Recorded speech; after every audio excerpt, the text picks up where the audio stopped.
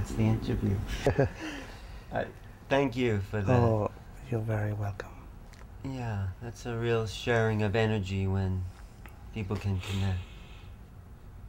Well, in reality, all of us are connected. It's just to be aware when we are connected. Most of the people are not aware, but we are always connected. So what do you see when you look over here? I look a beautiful human being. I see myself living in you, expressing through your mind, working through your body. You see yourself working through. You see me. You see you over here. Oh yeah, I am you. Yeah. Maybe you don't know, but I do. I see. I know that because I am you too. When you look at me, yes, I'm feeling. I'm feeling a lot. I'm feeling the love. I'm also feeling the pain. Of course, I love myself so much, and I'm right there.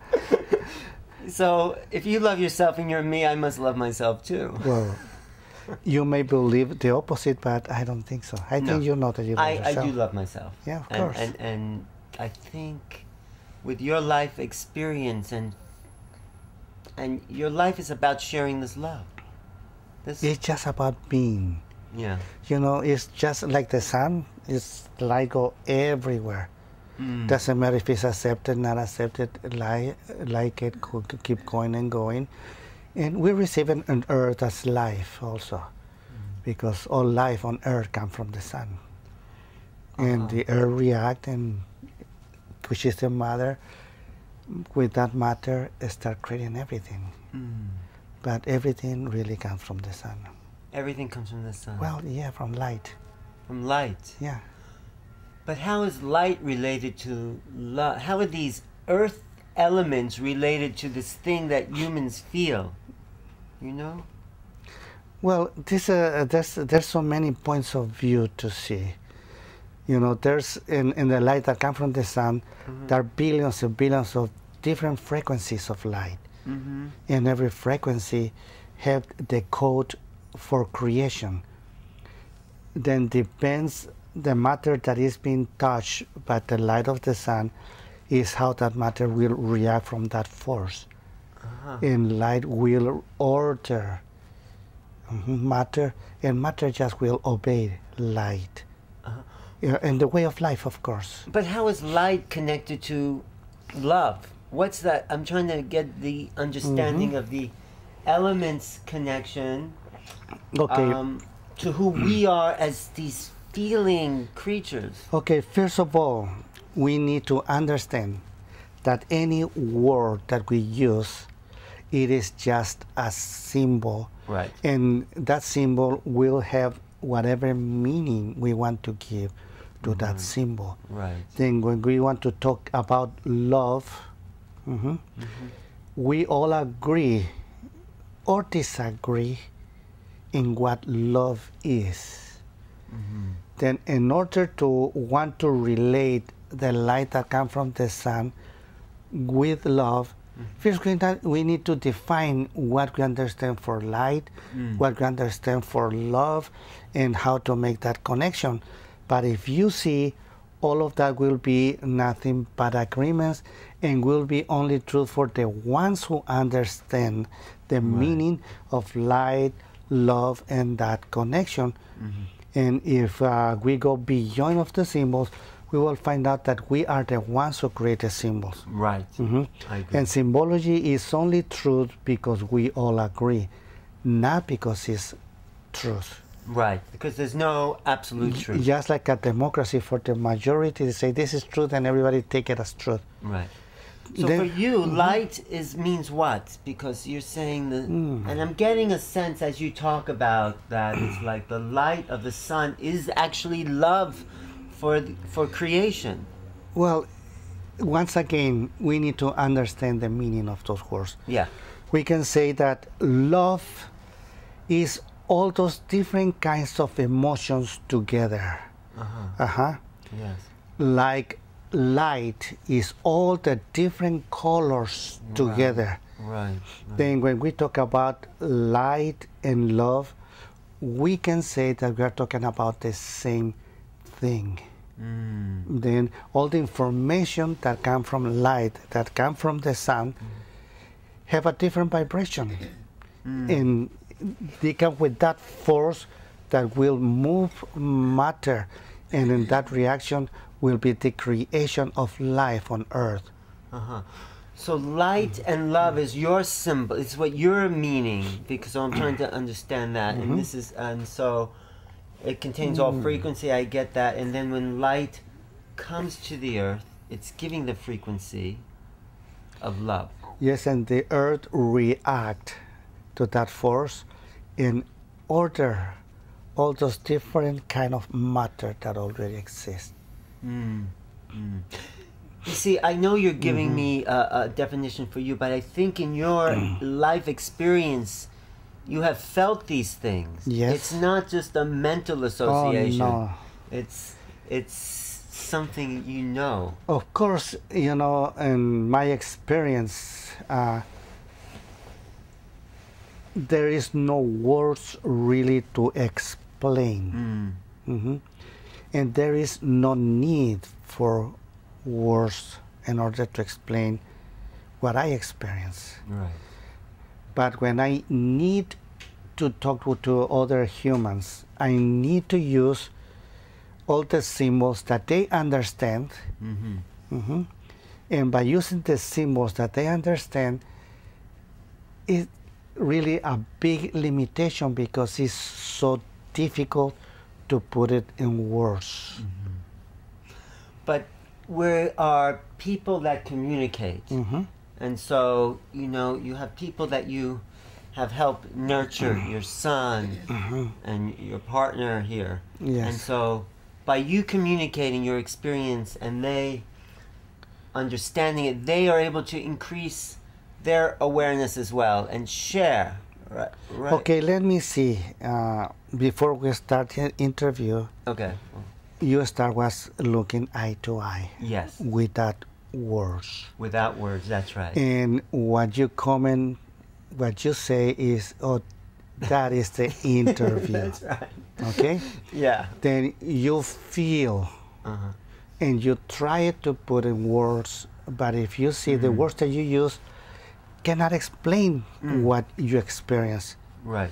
Then when I use words in order to explain to my son, to my apprentices like Eva, to the whole world, the limitation will be those words. But when I use those words, I'm talking to something that already exists in them, something that is a virtual reality that is made by all those symbols. It's made by millions of symbols. All the language that they speak, the symbology that they understand, and what I'm really doing, I'm talking to the mind, right, to them, by using the words that they understand that meaning. So let me see if I understand that meaning there. You're using the words, but you're talking to something else that will help spark realization, but it's not in the words. No, it's not in the words. It's in the communication beyond the words somehow. Yes. Right. Then it's something that I call the presence. Knowing that to call it presence is just another word who have a certain meaning, but it's a meaning that everybody will understand. Then when we was looking at each other, you feel my presence, but you feel my presence with your presence. We meet. And I am your presence as you are my presence. As soon as we start speaking, then we start using language, and we start talking first mind to mind, and using words through our mouth in order to send the sound. Then the sound going to your ears, you understand the meaning, and your mind start playing with that meaning and try to make it fit in the belief system that already exists in your mind in order to create certain equilibrium that you can agree or disagree for whatever I'm saying. But before we do that, you feel the presence. And this is what is important, because that presence is free completely from all knowledge, and is free from all emotions, all reactions. It is. So, yeah, that's it. And to bring that presence into each moment, even when we're using words, we want to keep ourselves in that place. And that's the way that I am all the time. Then for me, knowledge is just a tool that is not truth, but it's the only way I have in order to communicate with everybody else and to understand whatever they want to say. But I already know it's not truth. Wait, let me get that. Knowledge is just a tool. It's just a tool that we create. Everyone's looking for knowledge. I'm looking for knowledge. I know. And you're saying it's a tool for what? For understand, for communicate. But we're not. But it's a tool. Is just something that gets you to someplace else. Exactly. And the thing that this other place is the presence. Exactly. It's the real you. So the tool, the language, the knowledge gets us to walk around the world and speak with everybody else and understand what they want from you, what they asking from you, and you can ask them what you want for yourself, and that's the way that you interact with the rest of the planet, knowing that all that knowledge that is in your head is just a world that you create, and you live in that world, and that world is guiding you in every reaction that you have in the world.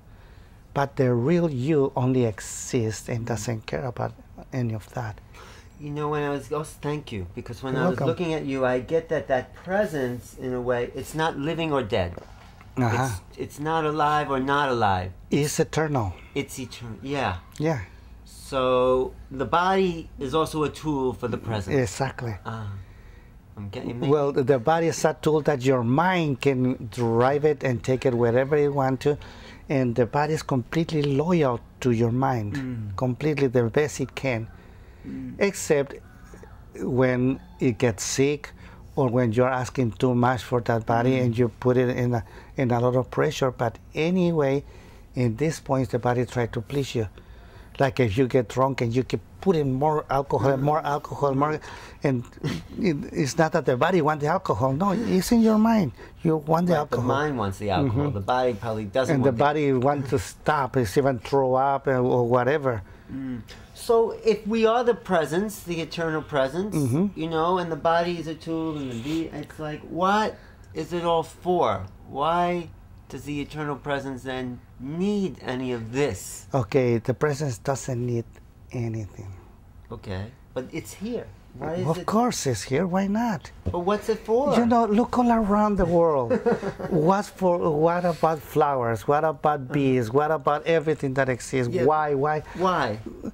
Why your mind need to understand why? Okay, it's my mind that needs to understand. Okay. That's good. No, that's... Yeah. And also, you have to consider the fact that we're put in a state, in a position in our lives that he or she who knows more is somehow elevated. Somehow, if from the point of view of the ego, from the point of view of personal importance, the more knowledge you dominate, the more you can exalt yourself over. The more you understand, the more you're able to express, to clarify, it's just who can come up with the best story. Knowledge is stories. And stories are meaningless. But they're meaningful because we believe in them. And as soon as we cease to believe in them, they cease to actually exist. Right. You know, like the Greek gods, you know, I believe that was in the Odyssey. The Iliad. In the Iliad, the god says, like, we'll be alive, we'll be powerful until these humans until they believe in us. Once they cease to believe in us, we're dead. You know, it's like commercial. Like if you bring it to the everyday life here, commercials. commercials have a very short span. They initially hook your attention, and as soon as we get hooked on it and we forget about it, the effectiveness of that commercial, whatever it's trying to sell, is no longer viable. It's just it ceases to do what it's supposed to do. So it's constantly changing. It's like a competition. How can I continuously hook your attention and continue to believe me? It's in commercialism. It's how can I continue to hook your attention and continue for you to buy my product. Right. Now imagine that kind of concept with capitalism and selling. Imagine we as individual constantly advertising ourselves through our knowledge, through our stories, through our personal importance, through what we do, what we don't do, what we've read, what we listen to. It's the constant commercial. Hey, pay attention to me. Right, and that's what our story does. But let me ask Eva, Charlotte here, but thank you for that. You told an incredible story last night about falling out of an airplane without a parachute. And I know in a way it's a story, but it's a story that has meaning for you. I don't know how what they're saying could relate, or maybe you can relate it to how it's still a story. You fell out of this airplane, you survived, you lived, but it's a story that defines, or what my sense was, it defines how you are now, and it's just a story. How does it no longer become, it's an incredible story, it truly is, because it's an incredible symbol. I was like, just, oh my God, is she going to say her parachute didn't open and she lived? That's like the worst feeling in the world. But, you know, that story really touched everybody. So it's a story of meaning because of all the meanings we've given to this, but it means something to you. And when does it not become a story for you? Because it's an incredible story. Well, it's something that actually happened. Yeah, but all our stories we think happened, right? You know? Well, we think everything happened. Right. This is something that actually did happen. But it's in the past now. It doesn't exist now. It's gone. The only thing that exists right now is here and now. And at the moment I bring up this experience, it's a memory. And every time I tell it, it will be different. It will be a different story. I'm bringing it up from memory. And I can choose to tell this story out of, oh my God, life happened to me and I'm such a victim. Or I can tell it from, this was an incredible situation that empowered me and it changed my life. It can become any kind of story. Something happened, but I can create so many different stories from it. So something happened is the truth of the situation, and what we do with what happens is our story. Yeah, you can tell you can tell 1,000 stories of one thing that happened. Right. And every single one of those stories is true. The thing is how we use it. You see, what happened to Charlotte is an incredible event. It's from the moment she jumped to the moment she landed, an incredible event, and all the things that happened afterwards.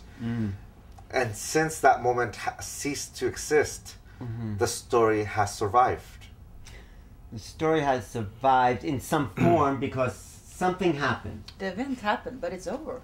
It doesn't exist now. But every time you tell it, it's a story of a different meaning. You give, because we are we are storytellers. Yeah, as humans, we're storytellers, right? And from events that happen in our life, since we are incredible storytellers, we can make that event be the most meaningful experience, or it could be one of those, it happened. But you know, looking at Don Miguel here, in that presence, there's no stories. It's just the presence is what I mean, we all have stories, and then we have the presence. Okay, let's put it in this way, because this happened to every single human. Okay. And it happened many times, not only one time. You know, when we make a recapitulation, which means I have a memory for what happened, when we see it in a point of view where there is nothing personal. We don't take our story personally. It's not personal. It's happened and have to make a choice. A choice of? Just a choice. Okay. From millions of possible choices, you have to make a choice, especially in situations where it's life or death. Then at a certain point, like for what Eva said, it was a big fear. But that fear is completely normal. Yes. And it's a fear because the body was facing death. Then in a certain moment, taking all the knowledge away, the only thing that was going down was her presence. And from the presence, she make a choice.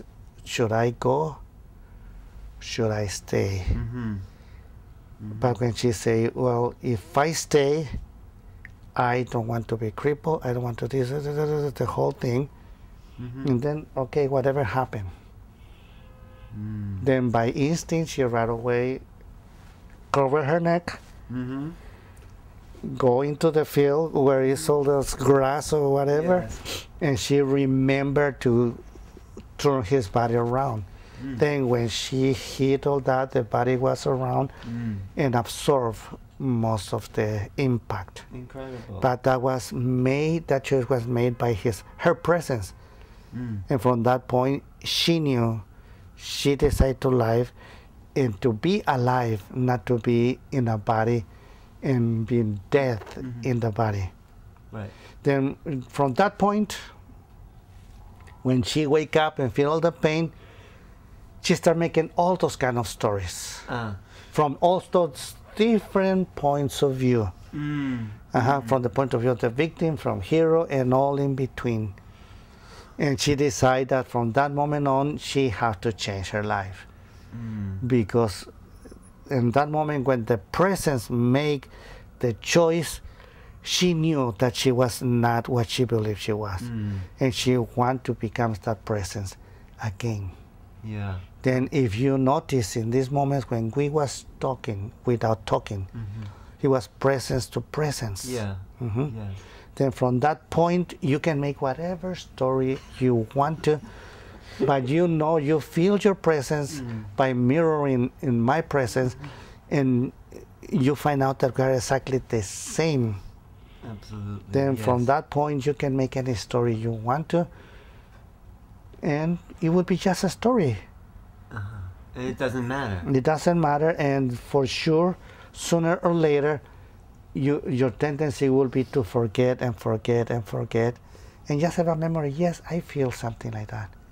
Could be like that, or you can go in the other direction and say, I already feel has to be without any knowledge, trusting 100% in myself, have faith in myself completely. And from that point, I can change my life if I want to. So you have a choice to forget each moment the presence or remember each moment the presence. And that's really... And it's right here and right now all the time. Right here, right now. You made that choice to remember. I mean, it's not a choice anymore. It's just who you are, right? I hardly make choices. I don't care about making choices, but yes, my mind play games. Yeah.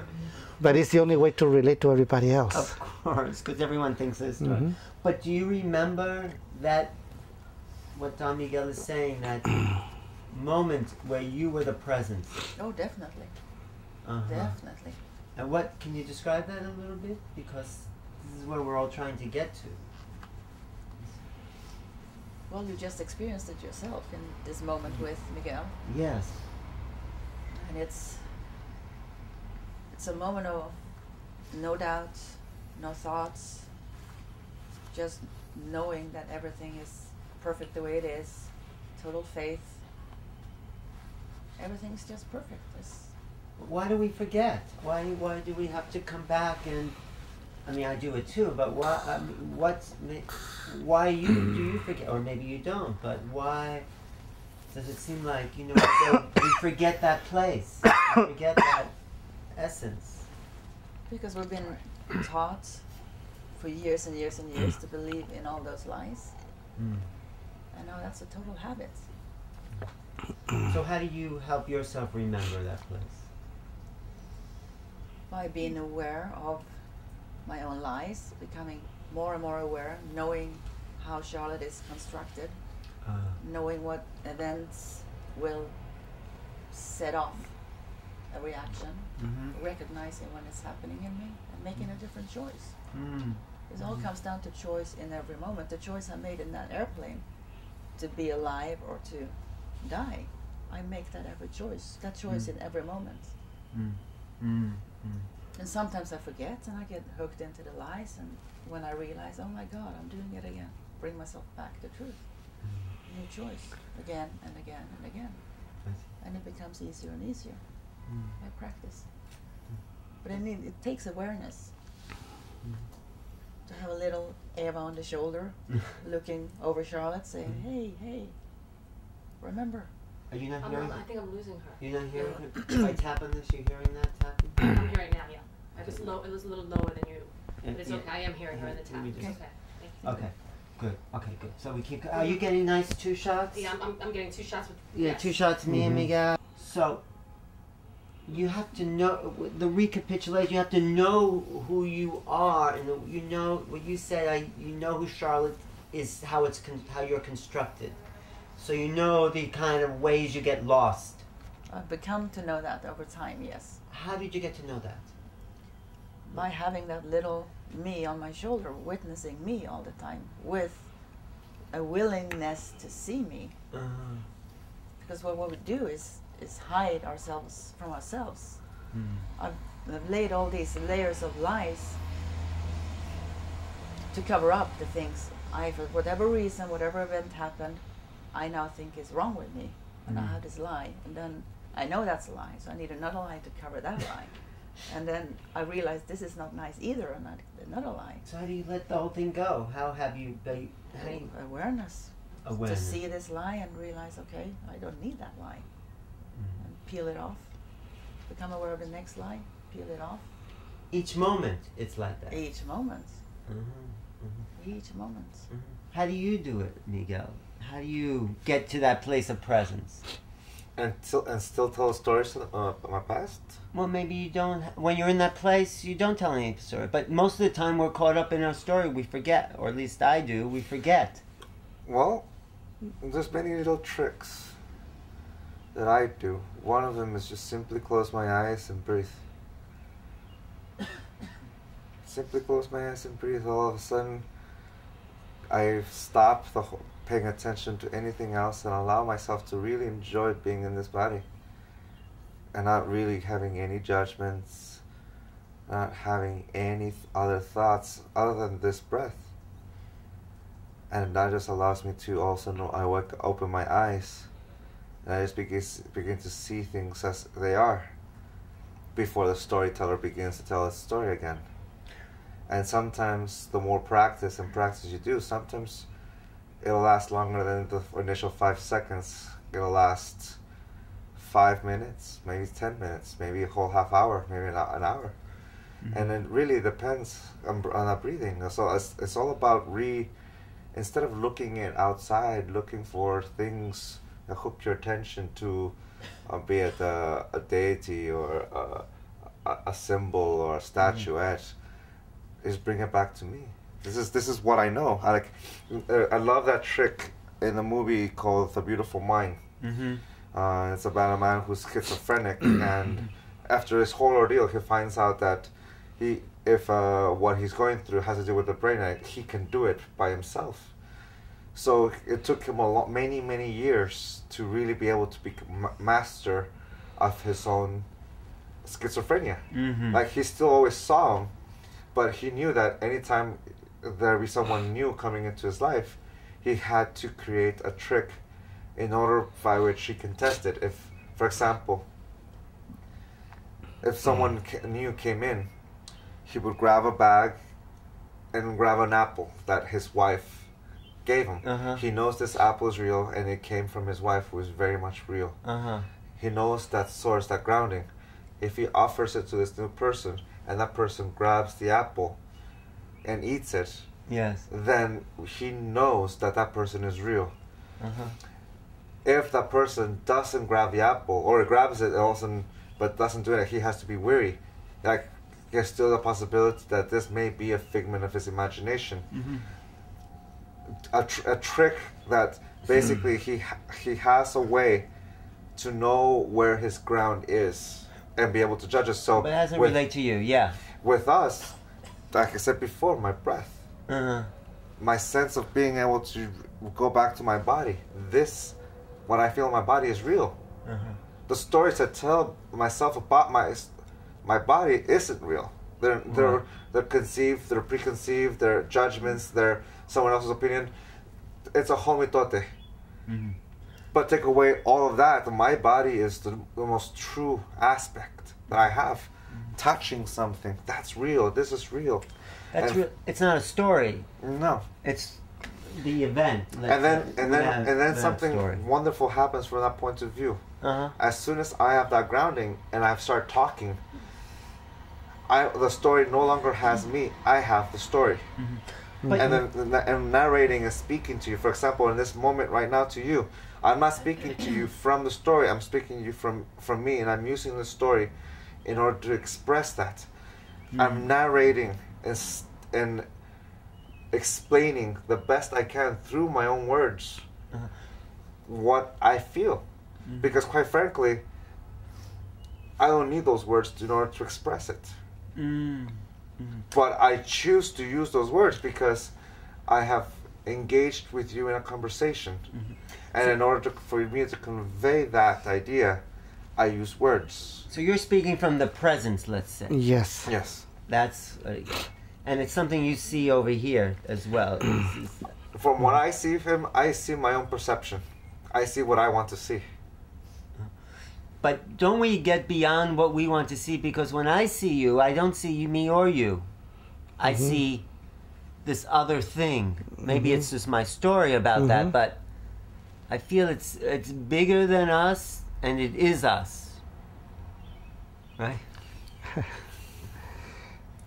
Well, it's not really bigger or smaller. It's just what it is. Then there's nothing, nobody better than us, but there's nothing, nobody worse than us. Because we are the same. We are not better than any flea, than any mouse. But a star is not better than us either. A whole galaxy is not better than us. Us. I guess I don't even... I'm even losing that concept. What this us? Well, right now, us is us. Okay. Okay. And it's just a word, of course. Yeah. So we are all those things then. You are the flea or the star. We are everything. You, yeah. We are those things, but I understand the mind tries its best to understand it and put it in a place where it can control it. I understand this, but the truth of the matter is it has nothing to do with the mind. The mind will try and create stories about it, say, yes, we are everything. Yet even expressing those words, they come with a certain set of rules. Why? Because we've agreed to those rules. But to be honest with you, they're so general and so vague. Because just as when you said it means something to you, but when I hear it, I'm hearing it through my own agreements of what that word means, and I'm interpreting it in my own way. You may think, simply by me nodding to you, saying, yeah, I agree with you, you may think that I'm agreeing to the exact definition that you have, yet I'm nodding to my own definition, going, yeah, I agree. So we're all separate and we're all the same in a sense. I mean, your search for your presence is my search also, even though I'm only interpreting it through myself. Yeah, but here's the key, and this is the reason why people spend the whole entire life searching. Okay. Searching. It's because they're always searching, and all they had to do was stop, and as the popular saying goes, smell the roses. Why do I say that? all you have to do is allow your senses just to be itself and enjoy. And all of a sudden, for that brief second, the search is over. And the body knows it. You know it. Everything knows it. That moment, you know the secret. You know what it is to be authentic. And as soon as you have that understanding, the mind comes in, okay, let me put it to words. Right, and that's where everything goes back to searching. So I got some about yours, but when you said, when you were falling out of the plane, that you were the fear, I think that what Miguel said, you became the presence of that fear. You became, I mean, from what I heard, it's like that was everything. So in a sense, you were everything. So in a sense, you were absorbed in that oneness with what was fearful. Does that make sense? Well, when I realized I was about to die, my body knew it was going down. Yeah. And the body, human form, this physical form, yes, knew that, and it felt fear. It felt consumed fear. It felt total fear. It was nothing but fear. So it's like but the next moment, it was total presence. Yes, because you were so much in that moment. But I want to interfere here, and I want you to notice what's happening. Okay, tell me. No, I'm open. Yeah. Your storyteller has created, it's a story about Eva's experience. About her story. And the search, that search you're talking about is very present. All you have to do is listen to what you're saying, and you will see what your search looks like. What my own search looks like. Because in the experience that Eva had, you're looking for meaning, you're looking for definition. All of a sudden, if you ever want to see what your search looks like, there it is. In that search for meaning. And from that point, if you listen to it, and you're very fortunate, you caught it on camera. You can go back and see it, and you will see what it looks like. Okay, I think I get what you're saying. Because also, I think when I feel the presence in this connection, because there is no search after that also. And then I forget and try to make something happen. Is that what you're saying there? You can almost say that it's a beautiful dance. Yeah. It's a beautiful dance. You know, with the moment in the beginning of the interview, when you look into the eyes, it was the big first waltz, and all of a sudden the mind came in and I explained it. All of a sudden, moment came back in and you had the experience. Then the mind came in and tried to explain it. Moment, mind, moment, But mind. aren't you making a story about my story? Exactly. Okay. Exactly. Now you see the point of view. Okay. Now you see it. That's exactly. And in everyone's story, there's something I can get as well. Even though it's still your story there that you're telling me about my story. Now, here's the thing. Yeah. It was very simple for you to see mine. Yes. Because it was, you saw me. You saw it happening. Because I started to say, well, that doesn't completely sound like me. It sounds exactly. Like you. It sounds like you. Exactly. Okay. Exactly. Then let's see if we try to go into a conclusion. Okay. Then we can say that with the presence create the mind. With the presence creates the mind. And we create the mind by using symbols, which means the word. The words are the symbols to And with the word, it's like a huge canvas that you create the most beautiful painting. Right. And what you're painting is what you perceive.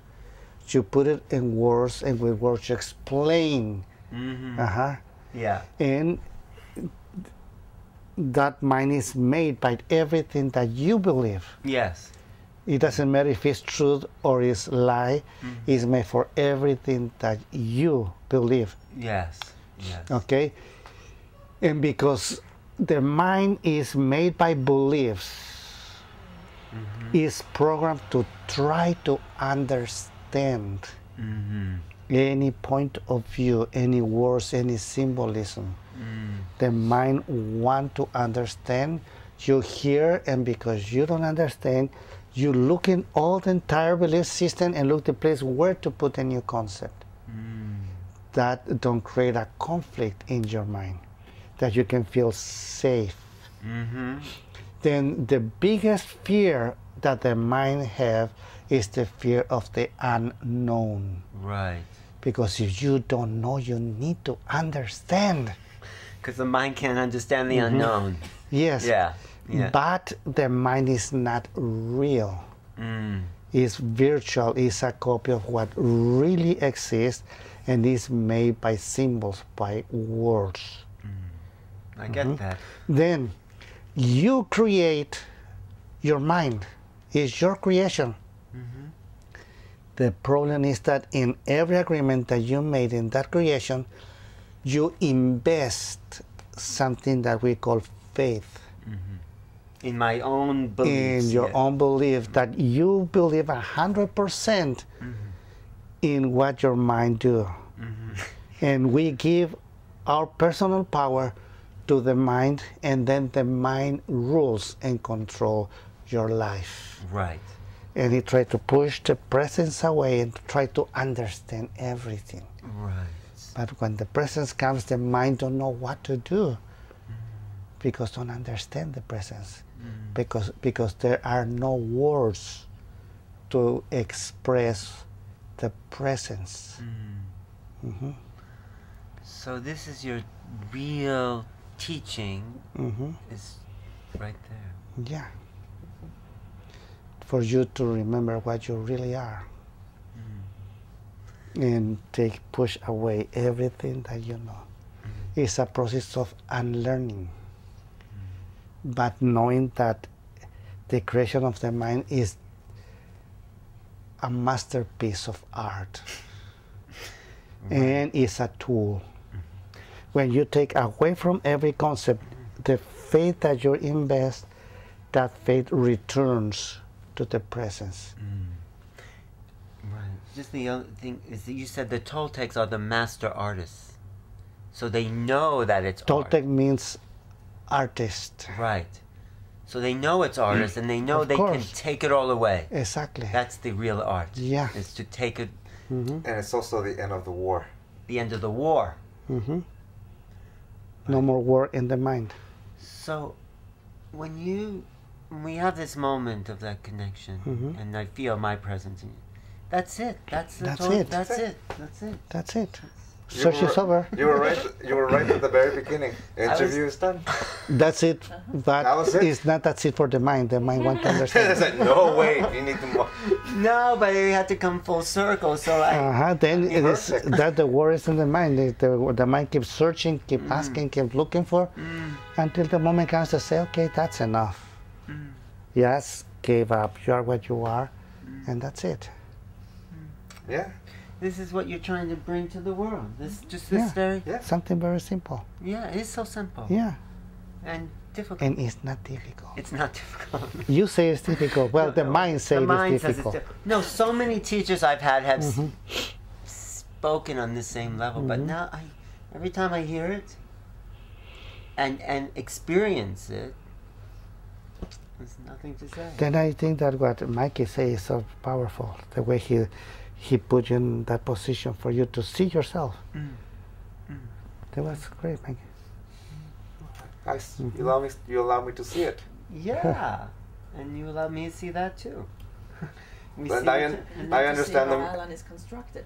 Yes, that's the thing. Mirrors. I get to see how I'm constructed by By yourself. I have to get more familiar with my construction so I can deconstruct it. But also, You don't have to. You don't have to deconstruct I just it. get it just like that. Yeah. Just I don't even need the story of deconstruction. You don't need it, but your mind may play games. I'm just gonna And connect to this. Yeah. And the thing about it is that as long as from the moment we're born to the moment we die, we're always going to be making this dance. Because to the moment we die, we'll always be talking to our people. We're always going to be using our mind in order to interact with one another. But he's not so much dancing in that way. That's because he's a master. But we're all here to be masters. We all masters, it's just don't know. We're masters. Yes. It's just... Thank Thank you. Thank you. Thanks for sharing your presence. You're welcome. Thanks. Thank you. Okay. Thank you. Thank you. Thank you. You can keep it around. No, you can just, yeah, thank you. Thank you. Okay, yeah. Okay, that was nice. I'm not sure. My mind wants to say what happened, but... You can see the temptation already. Yeah, but it's... I think people will get something. I mean, I think I will. Get something from it. Thank you. Thank you so much. You're very welcome. I appreciate it.